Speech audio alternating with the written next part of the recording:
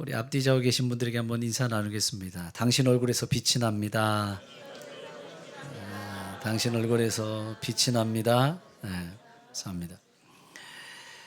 미국 시카고에 있는 무디 교회에서 심호하시는 어윈 루처라고 하는 목사님이 7가지 대표적인 기적이라는 책을 쓰셨습니다. 그런데 이 책에 나오는 한 가지 에피소드입니다. 여러 목사님들이 많이 인용하는 예화이기도 한데 실제로는 이 책에 기록되어 있는 내용입니다. 교회 옆에 술집이 하나 있었습니다. 근데 교회 옆에 술집이 하나 있으니까 성도들이 올 때마다 마음이 불편했습니다. 예를 들어서 우리 교회도 바로 옆에 술집이 붙어 있다고 한번 생각해 보세요.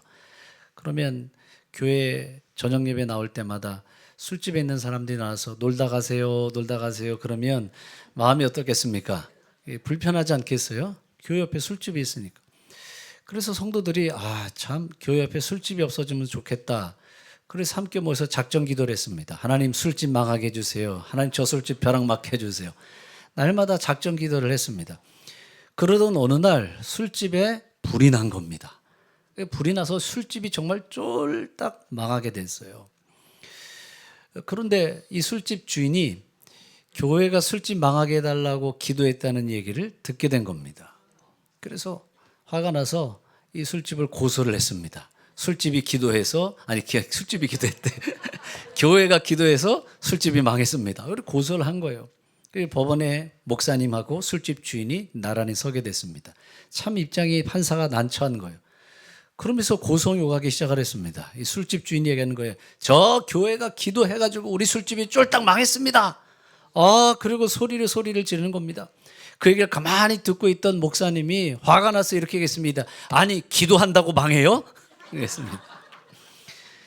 그 모습을 가만히 지켜보던 이제 판사님이 판결문을 썼어요. 판결문에 이렇게 적어놨습니다. 술집 주인은 기도를 믿었고 교회는 기도를 믿지 않았다. 술집 주인 믿음 있음, 교회 믿음 없음. 오늘 우리가 읽은 본문에는 믿음과 상관없는 사람이 믿음을 통해서 기적을 경험한 이야기를 전하고 있습니다. 그런데 그 사람은 왕의 신하라고 이야기를 했습니다. 이 당시의 왕은 헤롯 왕입니다. 그러면 헤롯 왕의 신하라고 한다면 이 사람은 권력도 있고 또 재력도 가지고 있는 사람입니다. 이런 사람이 어느 날 그의 아들이 병에 걸리게 됩니다. 이 병을 어떤 방법을 통해서도 해결하지 못하는 거예요. 그 아버지의 마음 가운데 낙심이 오고 절망이 찾아옵니다. 그런데 어느 날 갑자기 예수님에 대한 이야기를 듣게 됩니다. 예수님이 갈릴리로 찾아오신다는 그 이야기를 듣게 됩니다. 사람들이 그 이야기를 듣는 순간 이 왕의 신하의 가슴은 뛰기 시작을 하는 겁니다. 예수님이라고 한다면 내 아들의 병을 고쳐주실지 몰라. 왜냐하면 지금 예수님께서 갈릴리에서 가나의 혼인잔치에 물이 변해서 포도주가 되는 첫 번째 기적을 행하셨습니다. 이 이야기가 갈릴리 주변에 살고 있는 모든 사람들에게 퍼져나갔습니다. 왕의 신하도 그 이야기를 들었을 겁니다. 그리고 아들을 고쳐야 되겠다 예수님에게 찾아갔을 때 예수님이 왕의 신하의 아들을 고쳐주시는 놀라운 기적을 경험하게 됩니다. 길은 열린다. 7번째 시간. 믿음은 길을 엽니다. 따라해보세요. 믿음은 길을 연다. 인생의 길이 막혀질 때 믿음을 통해서 막힌 길을 열어가게 하십니다. 이 왕의 신하도 아들이 그 병에 걸려서 죽음 가운데 있을 때 믿음을 통해서 그 문제들이 해결받게 하시고 막혀있는 인생의 길이 열려지게 됐습니다. 자, 그렇다면 도대체 이 왕의 신하가 가지고 있는 믿음, 그의 믿음은 어떤 믿음이었길래 아들이 고침받게 되고 그 인생에 막힌 길을 열어갈 수가 있었을까? 도대체 그가 가지고 있는 믿음의 정체는 무엇이었을까? 첫 번째, 그는 기적을 보여달라는 믿음입니다. 따라해보세요. 기적을 보여달라는 믿음. 말씀을 보세요. 요한복음 4장 47절. 그가 예수께서 유대로부터 갈릴리에 오신다는 이야기를 들었습니다. 그리고 예수님에게 청하여서 내려오셔서 우리 아들의 병을 좀 고쳐주세요. 예수님, 좀 기적의 역사를 좀 보여주십시오. 이런 부탁을 하고 있습니다. 많은 사람들은 우리가 기적을 이야기하고 축복을 이야기하면 기복신앙이다, 기복신앙이다, 기복신앙 잘못됐다 이렇게 이야기를 합니다. 그러나 성경의 내용들을 읽어보세요. 성경의 내용들을 읽어보면 온통 하나님이 우리를 위해서 축복해 주시고, 그리고 하나님의 기적의 이야기가 성경 곳곳 가운데에 기록되어 있는 것을 보게 됩니다. 하나님이 아담과 하와를 창조하셨을 때 그때도 가장 먼저 하셨던 말씀을 보세요. 창세기 1장 28절 말씀. 하나님이 그들에게 무엇을 주시며 복을 주었다고 그랬어요. 하나님이 인간을 창조하시고 가장 먼저 하셨던 말씀이 복을 주시겠다라는 거예요. 또 민수기에 나오는 아론의 축도를 보세요. 이제 우리는 보통 축도를 바울의 축도만 알고 있습니다. 예배 끝날 때 마지막에 축도를 합니다. 이제는 우리 주 예수 그리스도의 은혜와, 이게 바울이 했던 축도예요. 그런데 우리나라에서는 이제 바울의 축도만 많이 하지만 미국에서는 아론의 축도도 많이 합니다. 구약시대 아론의 축도의 이야기들이 기록되어 있어요. 민수기 6장 13절 말씀부터 보면 아론의 축도입니다. 그런데 아론의 축도의 내용을 잘 살펴보세요. 아론과 그의 아들들에게 말하 이르기를 너희는 이스라엘 자손을 위하여 이렇게 어떻게 해라? 축복해 주라고 그랬어요. 축도하는 거예요. 축복해 주는 겁니다. 무엇을 축복해 줄까? 24절 말씀. 여호와께서는 내게 복을 주시고, 하나님은 복을 주시는 하나님이에요. 25절 하나님은 은혜 베푸시기를 원하시고, 하나님은 은혜를 베풀어 주십니다. 26절 하나님은 우리에게 평강을 주시기를 원하시노라. 하나님은 복을 주시는 하나님. 다시, 하나님은 복을 주시는 하나님, 은혜를 베푸시는 하나님, 평강을 주시는 하나님. 하나님이 우리에게 복을 주시기를 원하시는 거예요. 그래서 민수기 6장 27절 내 이름으로 이스라엘 자손들에게 축복할지라 내가 그들에게 복을 주리라. 하나님 우리에게 복을 주시는 하나님이세요. 아브라함에게 대한 이야기를 말씀하실 때도 아브라함에 대한 얘기, 히브리서 6장 14절 말씀 보세요. 히브리서 6장 14절 말씀에 이렇게 합니다. 이르시되 내가 반드시 너에게 무엇을 주고 복을 주고 복 주며 번성하고 번성하게 하리라. 하나님은 우리에게 복을 주시는 하나님, 하나님 우리에게 은혜를 주시는 하나님, 우리에게 복을 주시고 은혜를 주시는 하나님이에요. 왜냐하면 우리는 하나님의 축복 없이는 하루도 살아갈 수가 없습니다. 하나님의 축복을 필요로 하는, 그래서 하나님이 우리에게 복을 주시기를 원하시는 걸 믿어야 되고, 하나님이 우리 인생 가운데 기적을 베풀어 주시는 걸 여러분 믿으시기를 바랍니다. 우리에게 복을 주시고 우리에게 기적을 베풀어 주신다는 걸 믿기 때문에 날마다 기도의 자리에 나오는 거예요. 만약에 하나님이 우리에게 복을 주시지도 않고 기적을 베풀어 주시지도 않는다? 그러면 기도의 자리에 나올 이유가 어디에 있습니까? 우리는 하나님이 우리에게 역사하실 걸 믿고 하나님이 우리에게 기적을 베풀어 주실 걸 믿습니다. 그럼에도 여전히 마음 한구석에는 이런 생각을 가져요. 그런 일이 일어나기는 하겠어? 설마 되겠어? 부정적인 그런 마음들. 말씀 서두에 이야기했던 것처럼 교회가 술집 망하게 해주세요, 망하게 해주세요. 진짜 망했더니 기도한다고 망합니까? 기도하고 있음에도 불구하고 여전히 믿지 못하는 내 마음의 한구석의 모습이 존재하더라는 거예요. 마가복음 9장에 보면 귀신 들린 아이를 예수님 앞에 데려온 내용이 나옵니다. 그런데 이 아버지가 예수님에게 이렇게 이야기를 하는 거예요. 마가복음 9장 22절에 귀신이 그를 죽이려고 불가물에 자주 던졌나이다. 그러나 무엇을 할 수 있거든 부정적인 모습이 있어요. 불신의 모습이 있어요. 이게 되기나 하겠습니까?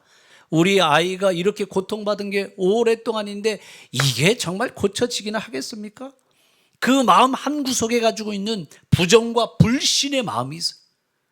그런데 그 모습을 보시고 예수님이 이렇게 말씀하십니다. 23절 무슨 말이냐? 믿는 자에게는 능히 하지 못할 일이 없느니라. 하나님은 전능하신 하나님이십니다.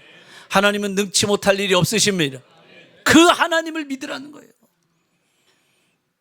북이스라엘 사마리아 성에 아람의 군대가 와서 포위를 했습니다. 안에 살고 있는 사람들이 밖으로 나갈 수도 없어요. 식량은 점점 떨어져서 굶어 죽는 사람들이 생깁니다. 그러자 급기야 사람들이 서로 이렇게 말하기 시작을 해요. 오늘은 우리 아이를 잡아먹고 내일은 당신 아이를 잡아먹읍시다. 먹을 게 없으니까 서로 자기의 아이를 잡아먹자는 거예요.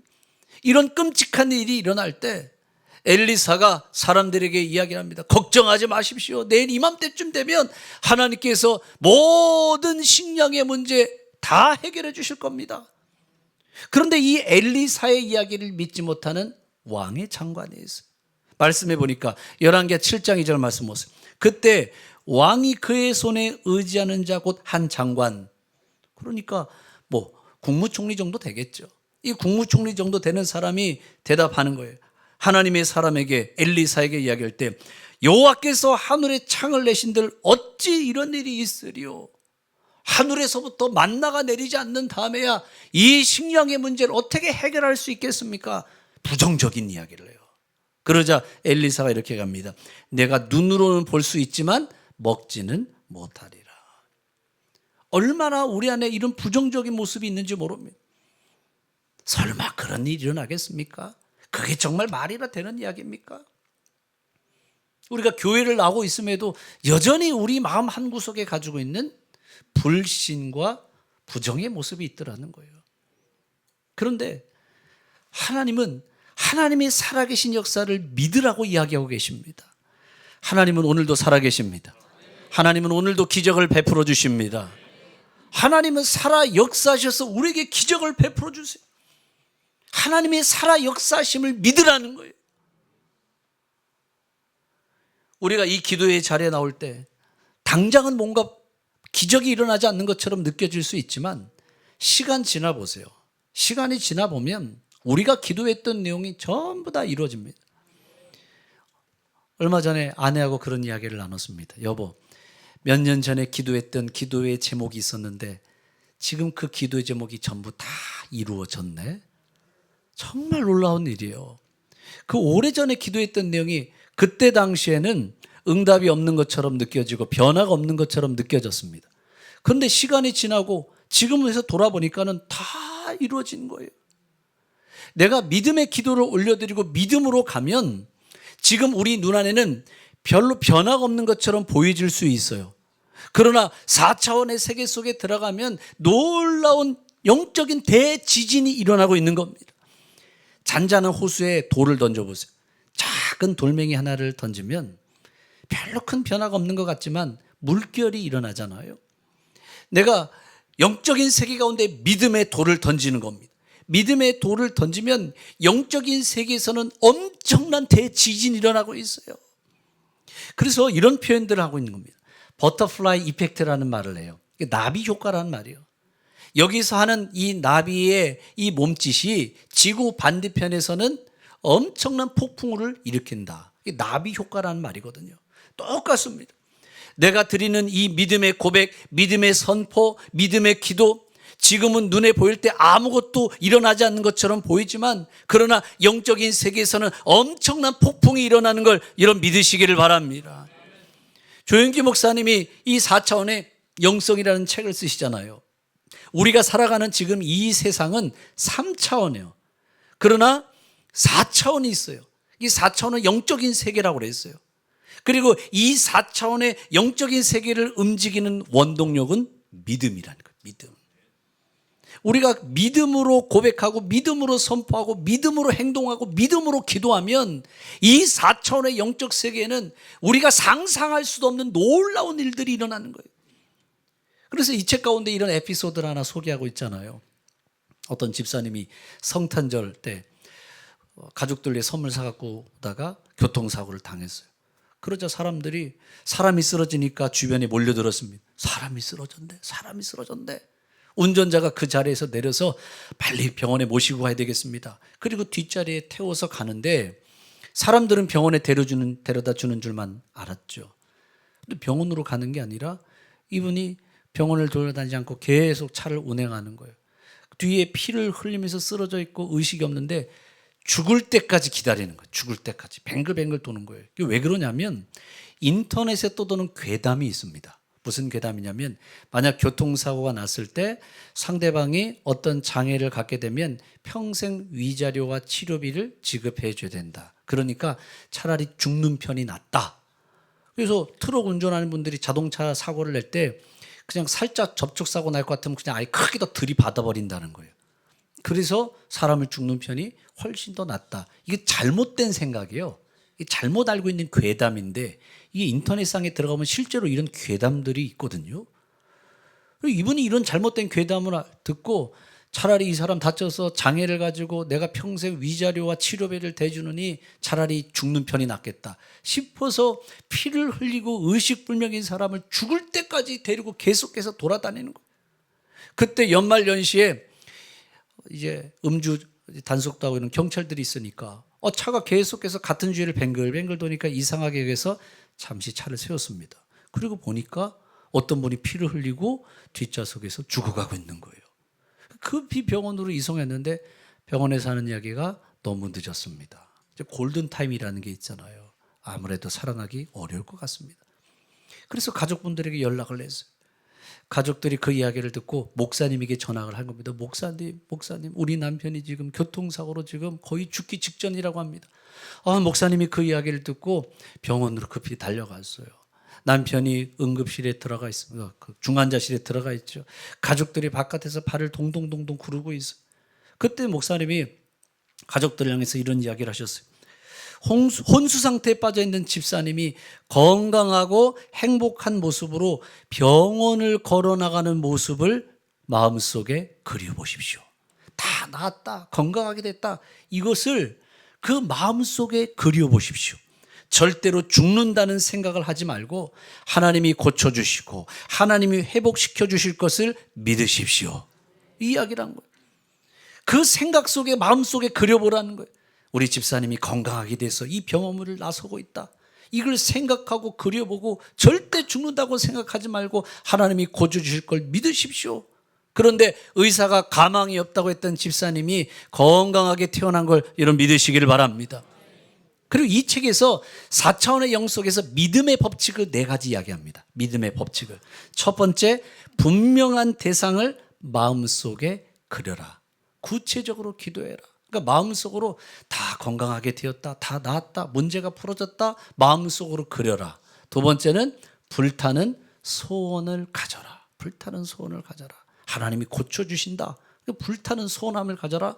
세 번째, 확신을 얻을 때까지 기도해라. 확신을 얻을 때까지 기도해라. 우리가 새벽에 나와서 기도합니다. 새벽에 기도할 때 우리가 10분, 20분 기도하고 일어나서 밖으로 돌아가잖아요. 집으로 돌아가잖아요. 그럼 언제까지 기도해야 되느냐? 여기 앉아서 기도할 때 언제까지? 확신이 들 때까지. 하나님이 고쳐주셨어. 확신이 들 때 일어나는 거예요. 하나님이 모든 문제 해결해 주셨어. 확신이 들었을 때 그때 일어나서 돌아가는 거예요. 네 번째, 하나님의 말씀으로 믿음의 말로 명령해라. 하나님이 고쳐주셨습니다. 하나님이 낫게 하셨습니다. 하나님이 문제를 풀어주셨습니다. 이런 하나님의 말씀 믿음의 언어로 고백하고 선포해라. 말씀을 다시 보세요. 분명한 대상을 마음속에 그려라. 두 번째, 불타는 소원을 가져라. 세 번째, 확신을 얻을 때까지 기도해라. 네 번째, 하나님의 말씀으로 명령해라. 물론 우리 모든 질병이 다 고침받느냐? 그거는 아니죠. 고침받지 못하는 질병도 있고 낫지 못하는 경우들도 분명히 있습니다. 우리의 문제가 다 해결받으면 좋은데 그렇지 못할 때도 있습니다. 그러나 우리 모든 문제가 다 해결받지 못하고 또 우리 모든 질병이 다 고침받지 못한다 할지라도 믿음만큼은 잃어버리면 안 됩니다. 믿음을 포기하면 안 됩니다.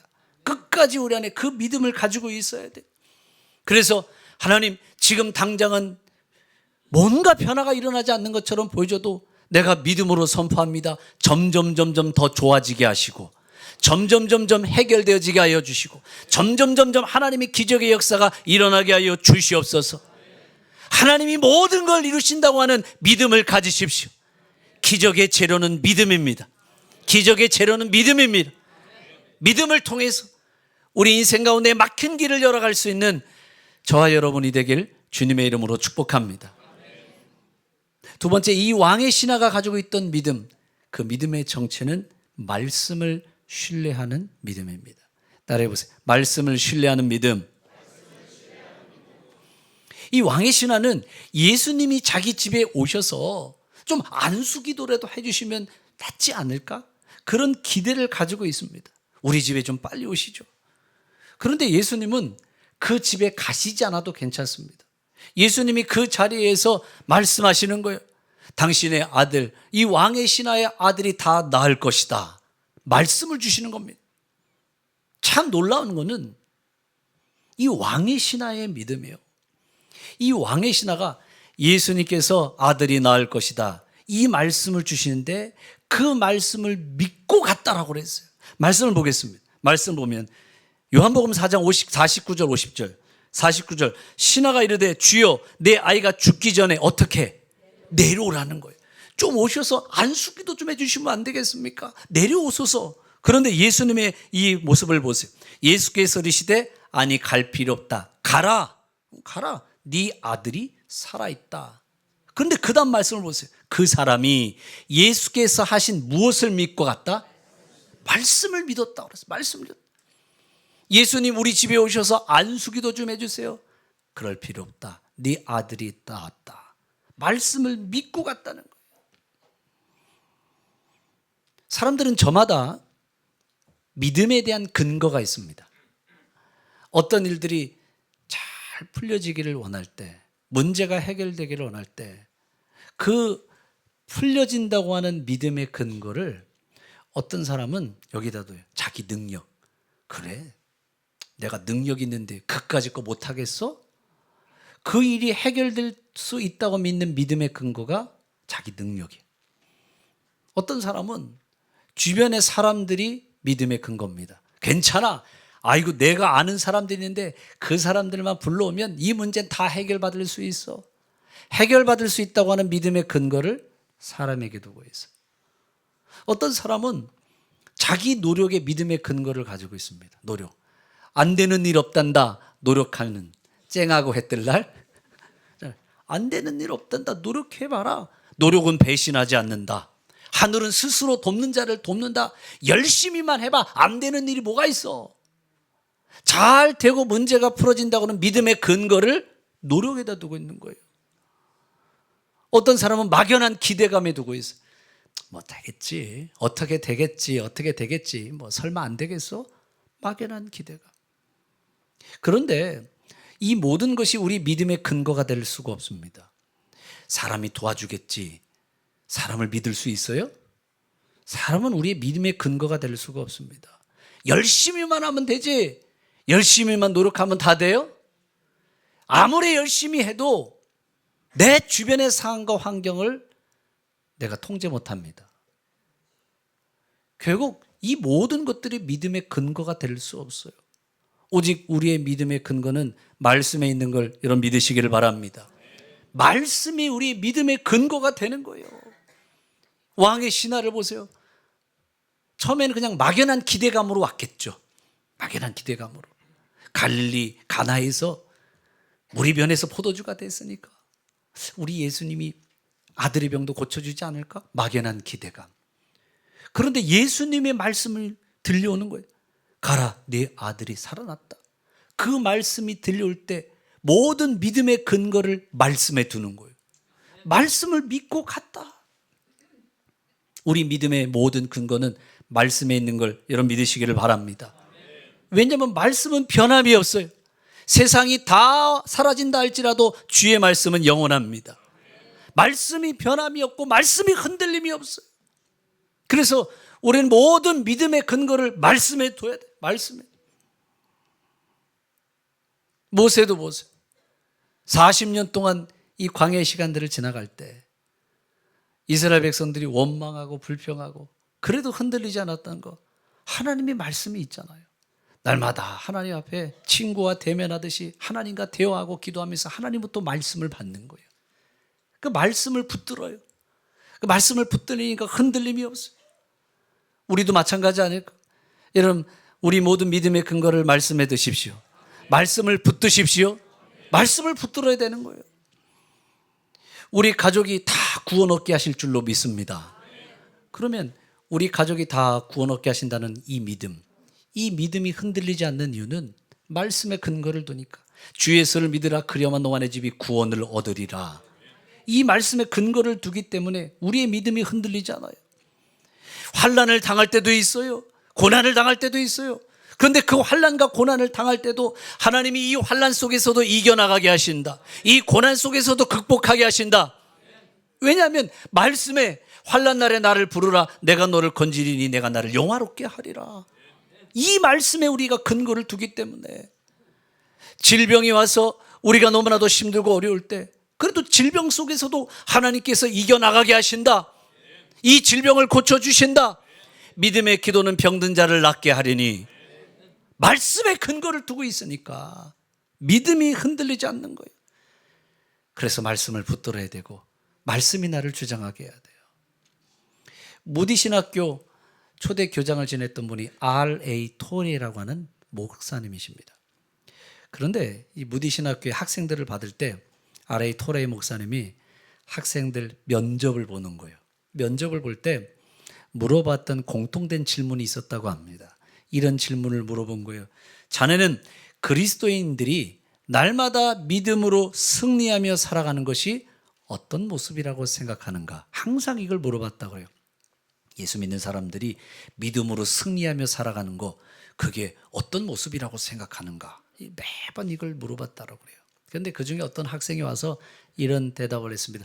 네, 목사님, 말씀을 붙들고 사는 것 그것이 바로 승리의 비결입니다. 말씀 붙들고 사는 겁니다. 이렇게 대답을 했어요. 그러자 R.A. 토레 목사님이 잘했네. 참 맞는 대답이네. 그런데 더 중요한 게 있네. 내가 말씀을 붙드는 게 중요하지만 더 중요한 것은 말씀이 나를 붙드는 것이네. 무슨 얘기냐면 우리가 말씀을 붙든다고 생각을 해요. 날마다 말씀을 읽고 말씀을 묵상하고 말씀을 생각하고 말씀대로 살아가려고 했던 말씀을 붙들고 살아간다고 생각했는데 어느덧 시간이 지나 보면 내가 말씀을 붙든 게 아니라 말씀이 나를 붙들어 줬던 거예요. 아멘이십니까? 말씀이 나를 붙들어 줬던 겁니다. 왕의 신하, 그는 막연한 기대감과 희망을 가지고 왔을지 모르지만 예수님의 말씀을 듣는 순간 그 말씀을 믿었습니다. 말씀을 붙들었습니다. 그리고 결국 그 말씀이 그를 붙들었습니다. 그리고 그가 갈 때 놀라운 기적을 경험하게 됩니다. 우리 공중의 모든 성도들이 오늘 그 모든 믿음이 말씀의 근거를 두십시오. 말씀에 근거한 믿음을 통해서 인생의 막힌 길을 열어갈 수 있기를 주님의 이름으로 축복합니다.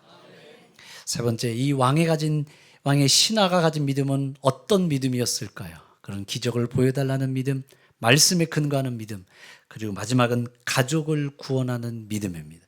따라해 보세요. 가족을 구원하는 믿음. 이제 이 왕의 신하가 예수님의 말씀을 들었어요. 가라, 내 아들이 살아났다. 그 말씀을 믿고 달려가기 시작을 합니다. 기쁜 마음을 가지고 설레이는 마음을 가지고 달려가기를 시작을 하는 거예요. 여러분, 진짜 믿음은 행동합니다. 여러분, 행동하는 믿음이 진짜 믿음이에요. 행동하지 않는 믿음은 죽은 믿음인 거예요. 그 말씀을 믿기 때문에 달려가는 거잖아요. 행동하는 믿음이 있어요. 실로암 못에 가서 내 눈을 씻어라. 그러면 실로암 못으로 가야 됩니다. 그게 믿음이에요. 내 몸을 제사장에게 보여줘라. 그럼 제사장에게로 가는 게 믿음입니다. 진짜 믿음은 행동합니다. 따라해보세요. 진짜 믿음은 행동한다. 진짜 믿음은 행동하는. 왕의 신하는 예수님의 말씀을 믿었습니다. 그리고 그 믿음의 행동을 보이며 달려가기 시작을 합니다. 그런데 저기서 왕의 신하의 종들이 오는 모습을 보게 됐어요. 서로 그 얼굴을 바라보면서 물어보는 겁니다. 얘들아, 내 아들이 어떻게 되었느냐. 그 왕의 신하의 종들도 기쁜 소식을 전해주기 위해서 주인에게 가고 있는 겁니다. 주인님의 아들이 병이 나왔어요. 서로 기뻐하며 얼싸안으면서 도대체 언제 내 아들이 낳느냐 물어보니 예수님이 말씀하셨던 바로 그때라는 것을 알게 됩니다. 예수님의 말씀은 이루어졌습니다. 하나님의 말씀은 이루어집니다. 하나님의 말씀은 그대로 이루어지게 되어 있어요. 그리고 왕의 신하는 이전보다 그의 믿음이 더 커졌어요. 믿음이 충만해졌습니다. 그리고 이 믿음이 자신 안에 머무르는 것이 아니라 가족들 가운데도 이 믿음이 흘러가자 모든 집안 사람들이 다 예수를 믿게 됩니다. 말씀을 보세요. 요한복음 4장 53절 말씀 읽어보겠습니다. 시작. 그의 아버지가 예수께서 내 아들이 살아있다 말씀하신 그때인 줄 알고 자기와, 자, 말씀을 보세요. 자기뿐만 아니라 누구까지? 온 집안 모든 일가 친척까지 전부 예수를 믿게 됐어요. 믿음은 전염성이 있습니다. 믿음은 전염성이 있어요. 질병만 전염성이 있는 게 아니라 믿음은 전염성이 있습니다. 내가 가지고 있는 믿음이 증거되어지면 이 증거되는 곳 가운데 믿음의 사람들이 세워지게 되어 있습니다. 내가 가지고 있는 믿음이 캠퍼스에서 증거되어지면 캠퍼스의 구원의 길이 열려집니다. 내가 가지고 있는 이 믿음이 가정 가운데서 증거되면 가정 안에 구원의 길이 열려지게 됩니다. 믿음을 증거하고 믿음을 선포하면 그 가운데는 구원의 역사가 일어나요. 사도행전에 나와 있는 고넬료를 보세요. 고넬료는 하나님을 믿는 사람이에요. 그런데 그 고넬료의 그 믿음이 가족들에게 증거될 때 모든 가족들이 하나님을 믿게 되고 베드로를 초청해서 말씀도 듣게 되는 거예요. 그래서 여러분, 우리 안에 가지고 있는 믿음, 내 안에 가지고 있는 믿음은 증거되어져야만 합니다. 내 믿음은 드러날 수 있어야 됩니다. 내 믿음을 통해서 하나님이 어떻게 역사하셨는지, 내 믿음을 통해서 하나님 어떤 기적을 나타내 보이셨는지 내 믿음은 증거될 수 있어야 돼요. 참된 믿음은 더 큰 믿음을 불러일으키고 믿음의 사람들은 믿음의 사람들을 불러일으킵니다. 그래서 믿음이 증거돼야 돼요. 우리 가족이 왜 아직도 예수를 믿지 않을까? 어쩌면 우리 가족 가운데 내 믿음이 증거되지 않았기 때문인지도 모릅니다. 내 믿음이 선포되지 않았는지도 모릅니다. 내 믿음이 나를 통해서 흘러가야 돼요. 조지 뮬러 이야기 가운데 5만 번 기도응답 받은 조지 뮬러의 이야기 가운데 이런 이야기가 있어요. 조지 뮬러가 50년 동안 계속 기도하던 5명의 친구가 있었다고 합니다. 그런데 조지 뮬러가 날마다 그 믿음을 고백하고 그 믿음을 선포하면서 3명의 친구는 예수를 믿어요. 2명이 안 믿어요. 2명이. 그런데 이 2명이 언제 믿느냐? 조지 뮬러가 죽고 장례식에 왔을 때 그 3명의 친구들이 조지 뮬러의 그 믿음과 신앙을 이야기해 주는데 그 자리에서 1명이 믿게 됩니다. 그리고 나머지 1명은 끝까지 안 믿어요. 끝까지 안 믿다가 조지 뮬러가 세상을 떠나고 1년 지나서 그 친구를 위해서 일평생 기도했다는 이야기를 듣고 나머지 그 1명도 예수를 믿게 됩니다. 내가 가지고 있는 믿음이 내 안에만 머물러 있으면 안 됩니다. 내 믿음은 나를 통해서 믿지 않는 남편에게도 흘러가야 되고, 내가 가지고 있는 내 믿음은 믿지 않는 우리 자녀들에게도 흘러가야 됩니다. 우리 이웃에게도 흘러가야 됩니다. 왜 내 주변에 있는 사람들이 아직까지도 믿지 않는 사람들이 그렇게 많을까? 내 믿음을 드러내지 않고 내 믿음을 선포하지 않고 내 믿음을 증거하지 않기 때문에.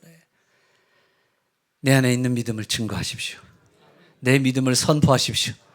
내가 가지고 있는 믿음을 증거하고 선포함으로 내 주변에 구원의 길을 열어가십시오. 우리 공주교회 성도들이 이 왕의 신하가 가지고 있던 이 믿음을 통해서 인생의 막힌 길을 열어가고 이 믿음을 통해서 구원의 길을 열어갈 수 있기를 주님의 이름으로 축복합니다.